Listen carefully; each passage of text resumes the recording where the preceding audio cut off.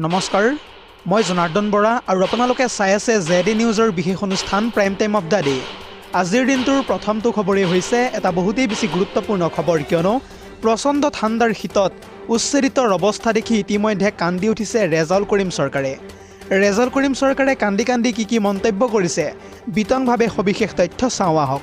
পুনৰ জনাইছোঁ, পুৱতি নিশা প্ৰচণ্ড ঠাণ্ডাত উচ্ছেদিতৰ অৱস্থা দেখি কান্দি উঠিছে ৰেজাউল কৰিম চৰকাৰে।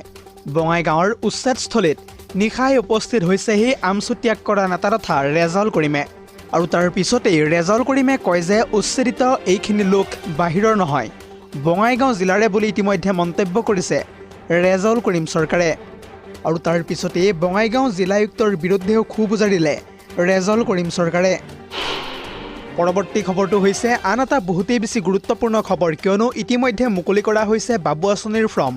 ক'ৰ পৰা আপুনি এই ফৰ্ম সংগ্ৰহ কৰিব, লগতে কেনেকৈ আপুনি ফিল আপ কৰিব এই ফৰ্মখন, এই সন্দৰ্ভত চাওকে আমাৰ এক্সক্লুচিভ প্ৰতিবেদন। পুনৰ জনাইছোঁ, ৰাজ্যৰ লাখ লাখ ছাত্ৰৰ বাবে আহি গ'ল এটা ভাল খবৰ। ইতিমধ্যে মুকলি কৰা হৈছে বাবু আঁচনিৰ ফৰ্ম। ক'ৰ পৰা এই ফৰ্মখন সংগ্ৰহ কৰিব, লগতে কেনেকৈ ফিল আপ কৰিব এই ফৰ্মখন। ইতিমধ্যে শিক্ষামন্ত্ৰী ৰণোজ পেগুৱে সামাজিক মাধ্যম যোগে ছাত্ৰসকলক জনাইছে এই কথা। গ্ৰেজুৱেট ছাত্ৰক আগবঢ়োৱা হ'ব প্ৰত্যেক মাহে আৰ্থিক সাহায্য, যিহেতু আহি থকা ফেব্ৰুৱাৰী মাহৰ পৰাই ছাত্ৰসকলে পাব বাবু আঁচনিৰ অধীনত ধন। পোষ্ট গ্ৰেজুৱেট ছাত্ৰলৈ মাহিলী প্ৰেৰণ কৰা হ'ব 2000 কোটি টকা, আৰু তাৰ সমান্তৰালকৈ গ্ৰেজুৱেট ছাত্ৰলৈ মাহিলী প্ৰদান কৰা হ'ব 1000 কোটি টকা। শিক্ষামন্ত্ৰী ৰণোজ পেগুৱে সামাজিক মাধ্যম যোগে এই সন্দৰ্ভত বিস্তৃত তথ্য দাঙি ধৰা এতিয়া দেখিবলৈ পোৱা গৈছে। পৰৱৰ্তী খবৰটো হৈছে আন এটা বহুতেই বেছি গুৰুত্বপূৰ্ণ খবৰ, কিয়নো প্ৰচণ্ড ঠাণ্ডাক লৈ জনাব বিচাৰিছোঁ এটা ব্ৰেকিং আপডেট। যিহেতু সিদিনা ৰাজ্যত ভূমিকম্প অহাৰ সমান্তৰালকৈ তীব্ৰ গতিত পৰিছে এতিয়া প্ৰচণ্ড শীত। ৰাজ্যত সম্পূৰ্ণৰূপে সলনি হৈ গৈছে বতৰ। নিশালৈ হ'ব পাৰে প্ৰচণ্ড বৰষুণ। ৰাজ্যত ইতিমধ্যে 32খনকৈ জিলাত য়েলো এলাৰ্ট জাৰি কৰিছে বৰজাস্থিত আঞ্চলিক বতৰ বিজ্ঞান কেন্দ্ৰই। বৰষুণ হোৱাৰ লগে লগে ৰাজ্যত শীতৰ প্ৰকোপো অত্যাধিক হাৰত বৃদ্ধি পোৱাৰো সম্ভাৱনাৰ কথা ইতিমধ্যে ব্যক্ত কৰিছে বতৰ বিজ্ঞান বিভাগে। সকলোকে সতৰ্কতা অৱলম্বন কৰাৰ আহ্বান প্ৰদান বতৰ বিজ্ঞান কেন্দ্ৰৰ। এটা জৰুৰী খবৰ জনাই আছোঁ, এই মুহূৰ্তত শীতৰ প্ৰকোপৰ ফলত ৰাজ্যৰ কেইবাখনো জিলাৰ বিদ্যালয়ো ইতিমধ্যে বন্ধ ঘোষণা কৰা হৈছে। দৰ্শকসকল, আৰু বহুতো গুৰুত্বপূৰ্ণ খবৰ আছে। যদিহে আপুনি এতিয়ালৈকে এই ভিডিঅ'টোত লাইক কৰা নাই, তেন্তে এতিয়াই লাইক কৰি দিয়ক। আৰু এনেধৰণৰ খবৰসমূহ প্ৰত্যেক দিনে পাই থাকিবৰ কাৰণে চেনেলটো ছাবস্ক্ৰাইব কৰি কাষতে থকা বেল আইকনটো প্ৰেছ কৰি ৰাখিবলৈ একেবাৰে নাপাহৰিব। পৰৱৰ্তী খবৰটো হৈছে আন এটা বহুতেই বেছি গুৰুত্বপূৰ্ণ খবৰ, কিয়নো পুৱাই অসমৰ CM হিমন্ত বিশ্ব শৰ্মাই মিয়া মুছলমানৰ সন্দৰ্ভত কেইবাটাও গুৰুত্বপূৰ্ণ মন্তব্য কৰিছে। মুখ্যমন্ত্ৰীগৰাকীয়ে এই সন্দৰ্ভত কি মন্তব্য কৰিছে বিতংভাৱে সবিশেষ তথ্য চাওঁ আহক। পুনৰ জনাইছোঁ, যিদিনাই অসমত বিজেপি নাথাকিব সেইদিনাখনেই দিছপুৰৰ পৰা আৰম্ভ কৰি গোটেই অসমখন মিয়াই লৈ ল'ব। অসমত মিয়াৰ আটাইতকৈ ডাঙৰ সমৰ্থক হৈছে তিনি গগৈ, আৰু সেই তিনি গগৈৰ ভিতৰত আছে অখিল গগৈ, লুৰিণজ্যোতি গগৈ আৰু তৰুণ গগৈ পুত্ৰ তথা গৌৰৱ গগৈ। আৰু এই তিনি গগৈয়ে হৈছে মিয়াৰ আটাইতকৈ ডাঙৰ পৃষ্ঠপোষক। যিসকলে আজি বিজেপিক অভিশাপ দিছে তেওঁলোক এদিন অনুতপ্ত হ'ব। অসমত যিহেতু প্ৰায় 40% মানুহেই হৈছে আগ্ৰাসী মানুহ, আৰু তেওঁলোক আপোনাৰ মোৰ দৰে মানুহ নহয়। বিজেপি চৰকাৰ থাকোঁতেই সেইসকলে যি ধৰণে কথা কয়, যদিহে ভৱিষ্যতে কংগ্ৰেছৰ চৰকাৰ আহে তেওঁলোক ক'ত যাব চিন্তা কৰক। অসমীয়া একত্ৰিত নহ'লে আমি ক'তো থাকিব নোৱাৰোঁ, এয়া মন্তব্য মুখ্যমন্ত্ৰী শৰ্মাৰ।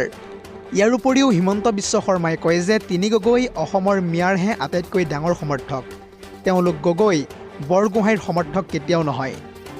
এই মন্তব্য কৰিছে পুৱাই মুখ্যমন্ত্ৰী ডক্টৰ হিমন্ত বিশ্ব শৰ্মাই। পৰৱৰ্তী খবৰটো হৈছে ৰাজনৈতিক প্ৰেক্ষাপটৰ আন এটা বহুতেই বেছি গুৰুত্বপূৰ্ণ খবৰ, কিয়নো ২৬ৰ বিধানসভা নিৰ্বাচনত প্ৰতিদ্বন্দ্বিতা কৰিবলৈ সম্পূৰ্ণৰূপে সাজু অসম জাতীয় পৰিষদ। ইতিমধ্যে জেডি নিউজৰ হাতত আহি পৰিছে AJPৰ সমষ্টিৰ এখন ব্যাগুম তালিকা, আৰু এই সন্দৰ্ভত বিতংভাৱে সবিশেষ তথ্য চাওঁ আহক।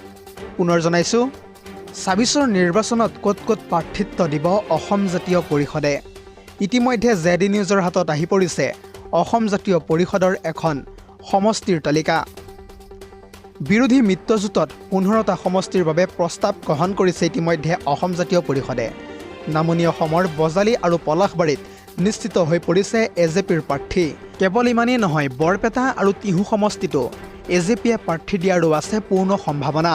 আৰু তাৰ সমান্তৰালকৈ উজনি অসমৰ শদিয়া, ডিগবৈ আৰু খোৱাংলাগেতো অসম জাতীয় পৰিষদে প্ৰাৰ্থী দিব পাৰে। লগতে মাহমৰা সৰুপথাৰতো প্ৰাৰ্থী থাকিব অসম জাতীয় পৰিষদৰ। কেৱল ইমানেই নহয়, নগাঁও বৰহমপুৰতো প্ৰাৰ্থী দিয়াটো প্ৰায় নিশ্চিত কৰিছে এজেপিয়ে। সমান্তৰালকৈ বিন্নাকান্দিতো ইতিমধ্যে প্ৰাৰ্থী নিশ্চিত কৰিছে এজেপিৰ নেতৃত্বাধীন দলটোৱে। উত্তৰ অসমৰ ধেমাজি আৰু লখিমপুৰত প্ৰাৰ্থী দিয়াৰো প্ৰস্তুতি ইতিমধ্যে চলাই আছে এই দলটোৱে। বৰাক শ্ৰীভূমিতো প্ৰাৰ্থী থাকিব এইবাৰ অসম জাতীয় পৰিষদৰ। তেজপুৰ আৰু বিহপুৰীয়াক লৈও ইতিমধ্যে আলোচনা অব্যাহত ৰাখিছে অসম জাতীয় পৰিষদে।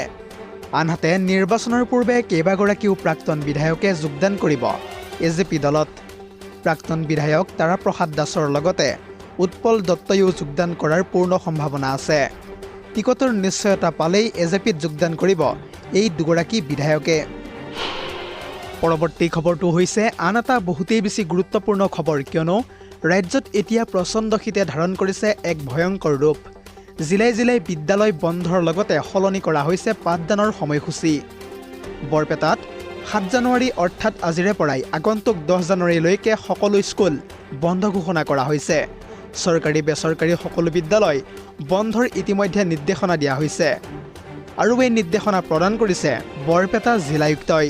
অৱশ্যে পৰীক্ষাসমূহ পূৰ্বৰ সূচীমতেই অনুষ্ঠিত হৈ থাকিব বৰপেটাত। এই মন্তব্য প্ৰদান কৰিছে ইতিমধ্যে বৰপেটা জিলায়ুক্তই।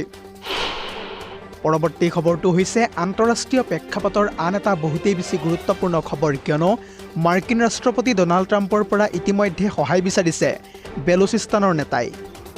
ভেনিজুৱেলাৰ দৰে পাকিস্তানকো দিয়ক আমেৰিকাই এসেকা, এই মন্তব্য কৰিছে এতিয়া বেলুচিস্তানৰ নেতাই।